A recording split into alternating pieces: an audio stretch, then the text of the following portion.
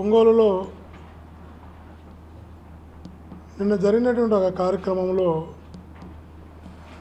Telugu Desam party చెందినటువంటి వారు వైఎస్ఆర్ విగ్రహానికి అవమానం జరిగేలా వ్యవహరించడం, జెండాలు కట్టడం అసలు చాలా ఇది కరెక్ట్ విధానం కూడా కాదు.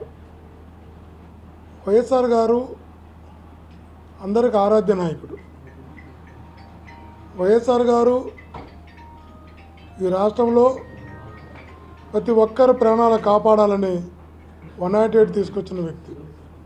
అనారోగ్యంతో ఎవరు చనిపోకూడదని ఆరోగ్యశ్రీ తీసుకొచ్చిన వ్యక్తి. పేదింట్లో పుట్టిన ప్రతి పిల్లవాడు ఉన్నత చదువులు చదవాలని ఫీజు రియంబర్స్మెంట్ తీసుకొచ్చిన వ్యక్తి. ప్రభుత్వ ఉద్యోగితో సమానంగా పింఛన్లు ఇచ్చినటువంటి వ్యక్తి. 1వ తేదీ నాటికి తీసుకొచ్చింది ఆయన. అంతకుముందు ఎప్పుడు జన్మభూమి కార్యక్రమంలో పింఛన్లు ఇచ్చేవాళ్ళు. పార్టీలో కులాలు చూడకుండా అందరికీ మంచి చేసినటువంటి మహానుభావుడిని అన్నదమ్ములు ఆధిపత్య పోరులో వాళ్ళిద్దరి మధ్యలో ఆధిపత్య పోరు ఉంటే వాళ్ళిద్దరూ వాళ్ళ ఇళ్ళ దగ్గర చేసుకోవాలి. ఎవరు గొప్ప ఎవరు తక్కువ అనేది వాళ్ళు చూసుకోవాలి. వైఎస్ఆర్ గారి విగ్రహం కాడికి వచ్చి జెండాలు కట్టడం,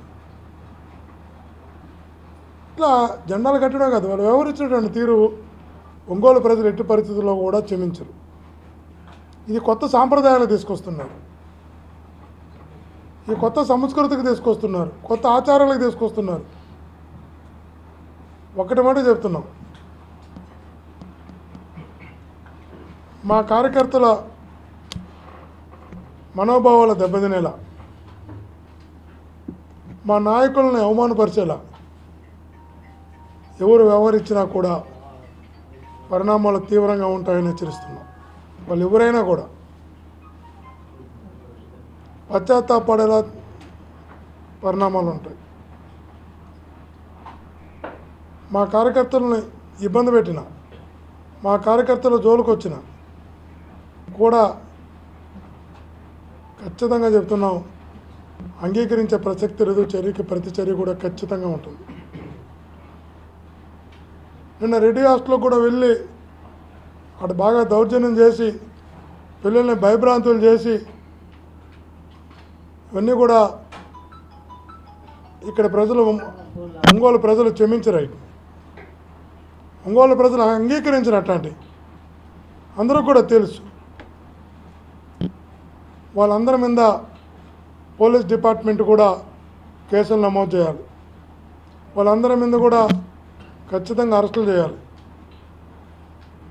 కేసులు నమోదు చేసి అరెస్టులు చేసినప్పుడే ఇంకొకరు ఇలాంటి పనులు చేయాలి అంటే ఖచ్చితంగా ఆలోచిస్తారు. అలా ఆలోచించేలా పోలీసులు చర్య తీసుకోవాల్సిన అవసరం ఉంది. మరలా చెప్తున్నాం, ఇదే పని మేము చేస్తుంటే, ఇదే పని మా వైఎస్ఆర్సీపీకి చెందినటువంటి నాయకులు కార్యకర్తలు వెళ్ళి వాళ్ళ కార్యాలయాల దగ్గర, వాళ్ళ ఇళ్ళ దగ్గర, వాళ్ళ నాయకుల విగ్రహాల దగ్గర మేము జెండాలు కట్టుంటే తెలుగుదేశం పార్టీ మనకెందుకులే పోనీలేని వదిలేస్తుందా, చర్యలు తీసుకుంటుందా? వాళ్ళు సమాధానం చెప్పాలి. మేము కూడా ఇప్పుడు మీరు చర్య తీసుకోకపోతే మేము కూడా అలాంటి కార్యక్రమాలు చేయడానికి మీరు అనుమతి ఇచ్చినట్టే భావించవలసి వస్తుంది. అలాంటి కార్యక్రమాలు మేము కూడా చేస్తే, అలాంటి కార్యక్రమాలను మేము కూడా ప్రారంభం చేస్తే ఆ రోజు మీరు కూడా ఆ రోజు మేము చేసిన దానికి మన చర్యకి వాళ్ళు ప్రతిచర్యగా భావించాలి తప్ప తప్పుగా భావించేటటువంటి పరిస్థితి, అర్హత, అధికారం మీకు ఉండదని కూడా గుర్తుంచుకోండి. ఈ సంస్కృతిని కొనసాగిస్తకూడదు అనుకుంటే, ఈ సంస్కృతి మనకు వద్దు అనుకుంటే వాళ్ళపైన ఖచ్చితంగా చర్యలు తీసుకోవాలి. తీసుకోకపోతే ఈ సంస్కృతికి మీరు నాంది పలికినట్టే లెక్క. వైఎస్ఆర్ కాంగ్రెస్ పార్టీ రకరకాల కారణాలతో, అసత్యపు హామీలతో, ఈవీఎంలతో రకరకాల కారణాల వల్ల ఓడిపోయి ఉండొచ్చు తప్ప వైఎస్ఆర్ కాంగ్రెస్ పార్టీ నాయకులు కార్యకర్తలు తెలుగుదేశం పార్టీ జనసేన పార్టీల కన్నా బలంగా ఉన్నారు ఉంటారనే విషయాన్ని కూడా గుర్తుంచుకోవాలని తెలియజేస్తున్నా. దయచేసి కొత్త సంస్కృతికి నాంది పలకడం మీకు మంచిది కాదు, భవిష్యత్ తరాలకు కూడా మంచిది కాదు. వెంటనే వాళ్ళపై చర్యలు తీసుకోవాల్సిందిగా, భవిష్యత్తులో జరగకుండా చూడవలసిందిగా, అలాంటి జరిగే పరిస్థితులు వస్తే మీకన్నా అనేక రెట్లు చేయగలిగే శక్తి సామర్థ్యాలు వైఎస్ఆర్సీపీకి ఉన్నాయనే విషయాన్ని కూడా గుర్తుంచుకోవాల్సిందిగా తెలియజేస్తున్నా. థ్యాంక్ యూ అని అంటారు. వైఎస్ఆర్ కాంగ్రెస్ పార్టీ నుంచి జనసేన పార్టీలోకి ఇప్పుడు మా పార్టీ బలమైంది, మా కార్యకర్తలు బలమైన వాళ్ళు, పార్టీ ఉన్నటువంటి ప్రజలు ఇష్టంతో జగన్మోహన్ రెడ్డి గారు ఉన్నారు. కాబట్టి ఎవరు ఉన్నా ఎవరు వెళ్ళినా పార్టీ మరింత బలపడుతుందే తప్ప పార్టీ ఇప్పుడు ఎప్పుడు బలహీన పడదని కూడా తెలియదు. పార్టీ ఎలా బలపడుతుంది? ఇది ప్రజల పార్టీ. ఒకే ఒక ఎంపీ జగన్మోహన్ ఒకే ఒక ఎమ్మెల్యేతో పుట్టిన పార్టీ. ఇది లాక్కున్న పార్టీ కాదు, ఇంకొక పార్టీని తీసుకున్న పార్టీ కాదు. ఒక వ్యక్తి పోరాటంతో పుట్టిన పార్టీ ఇది. ఒక నాయకుడు పట్టుదలతో పుట్టిన పార్టీ మాది. ఒక నాయకుడు కసి నుంచి పుట్టిన పార్టీ మాది. ఒక మహానాయకుడు ఆశయం నుంచి పుట్టిన పార్టీ మాది. మా పార్టీ లక్ష్యం వేరు, ఆశయం వేరు. కాబట్టి మా పార్టీ ప్రజల నుంచి పుట్టిన పార్టీ. అంటే మా ప్రజలే మా పార్టీకి నాయకులు. 6,50,000 సుమారుగా నేను పార్లమెంట్ సభ్యుడిగా పోటీ చేస్తే 25 మంది ఈ రాష్ట్రంలో పార్లమెంట్ సభ్యులు వైఎస్ఆర్సీపీకి పోటీ చేస్తే 6.5 లక్షల ఓట్లు ఎంపీ అభ్యర్థిగా ఇక్కడ వచ్చాయి అంటే మీరు అర్థం చేసుకోవాలా. ఇన్ని మేనేజ్ చేసిన, ఇన్ని అసత్యపు హామీలు ఇచ్చిన, ఈవీఎంలు మేనేజ్ చేసిన, అసత్యపు హామీలు ఇచ్చిన, అమలుగానే హామీలు ఇచ్చిన, మోసపోరుతూ మాటలు చెప్పినా అవి ఏమి నమ్మకుండా 6,50,000 పైగా ఎంపీ అభ్యర్థిగా ఇక్కడ వేశారు ప్రజలు. అంటే మా పార్టీ ఎంత బలమైందో మీరు గుర్తుంచుకోండి. ఇంకా మీ ఓటుకి కారణం ఈవీఎంలని మీరు నమ్ముతున్నారా? ప్రజలు నమ్ముతున్నారు. నువ్వు నేను నమ్మడం ఏంది? ప్రజలు అడుగుతున్నారు, మా ఓట్లు ఎక్కడో చెప్పరా బాబు అని, ఈసీ అని. అవును, మరి ఈవీఎంల మీద మీకు అనుమానం ఉన్నప్పుడు ఆ రోజులు బాలినేని శ్రీనివాసరెడ్డి ఈవీఎంల మీద కోర్టులో కేసు వేసినప్పుడు మీ పార్టీ సహకరించలేదని. మా పార్టీ సహకరించకపోతే ఆ కోర్టు వ్యవహారాలు మొత్తం చూసింది వైఎస్ఆర్సీపీ.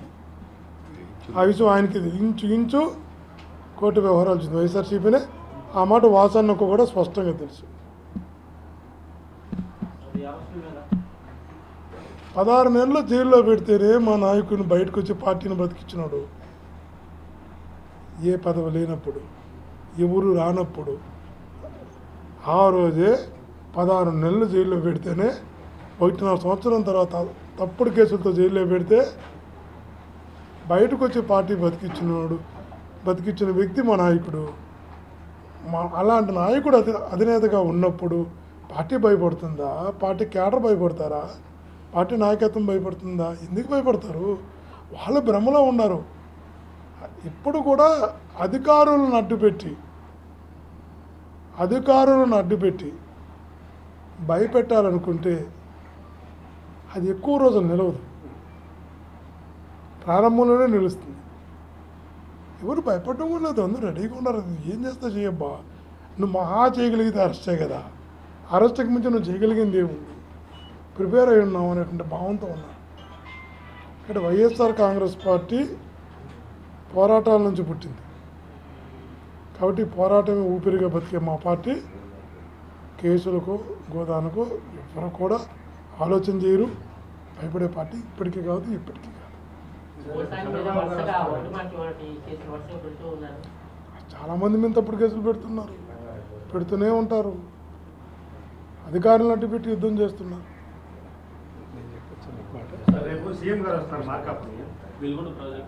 వెలుగొండ ప్రాజెక్టు ఒక్కటే చెప్తా, వెలుగొండ ప్రాజెక్ట్ ఒక్కటే చెప్తాను. వెలుగొండ ప్రాజెక్టుని సుమారుగా 70-80% పూర్తి చేసింది ఒక టన్నుల రాజశేఖర రెడ్డి గారు. 2 టన్నులు మొత్తం పూర్తి చేసింది జగన్మోహన్ రెడ్డి గారు. కేవలం 3-4 కిలోమీటర్లే చంద్రబాబు కాలంలో కరుగుమడి కాలంలో ఇది జరిగే పని. మొత్తం 15 లక్షల ఇండ్లకు నీరు, 4.5 లక్షల ఎకరాలకు నీరు ఇవ్వగలిగే పెద్ద ప్రాజెక్టు కేవలం R&R ఇవ్వాల్సిన 1000 కోట్లు ఇస్తే 3 నెలల తర్వాత నీళ్ళు ఇచ్చేయచ్చు మనం. 3 నెలలు చాలు. R&R ప్యాకేజ్ ఇచ్చి 300 కోట్లు చిన్న చిన్న రిపేర్స్ పెడితే చాలు, కాలువలు పెడితే చాలు. అది చేస్తే చాలు, ఇంకేం అవసరం లేదు. 90% ఇద్దరు మహానేత మా జననేత ఇద్దరు కలిసి పూర్తి చేశారు. ఈ ప్రకాశం జిల్లాకి చుట్టుపక్కల ఉన్న జిల్లాలకి తాగునీరును, ప్రకాశం జిల్లాలకి సాగునీరును అందించినటువంటి ఇద్దరు నాయకులు వైఎస్ఆర్ గారు, జగన్మోహన్ గారు. 90% అబౌవ్. కేవలం ఆ పెయింట్ కొట్టి పనండి ఇల్లంతా కట్టారు, ఫ్లోరింగ్ వేసారు, అన్నీ వేసి పెయింట్ కొట్టుకుంటున్నాం అంతే. పెయింట్ కొడితే చాలు ఇల్లు అంతే. ఇల్లు పూర్తి గృహప్రవేశం చేయొచ్చు. ఆ పెయింట్ కొట్టడానికి కూడా నిధులు కేటాయించకపోతే మేమేం చేయాలి? మీ ఎమ్మెల్యే పాదయాత్ర చేస్తా అన్నాడు చంద్రబాబు ఎమ్మెల్యే. తప్పకుండా చెప్పాం కదా, మా ఎమ్మెల్యే గారు అసెంబ్లీలో కూడా ఈ సబ్జెక్టు మాట్లాడుతున్నాడు. వైఎస్ఆర్ కాంగ్రెస్ పార్టీలో ఉన్న ప్రతి నాయకుడు పోరాట పటిమ నేర్చుకున్నవాడే, పోరాటాలతో సిద్ధపడ్డవాడే. కాబట్టి ప్రజా వ్యతిరేక నిర్ణయాలకు అన్నిటికీ తప్పకుండా జరుగుతాయి. మేమందరం కూడా మా ఎమ్మెల్యే పాదయాత్ర ప్రారంభించినప్పుడు పార్టీ మొత్తం అతను కలిగి ఉంటుంది.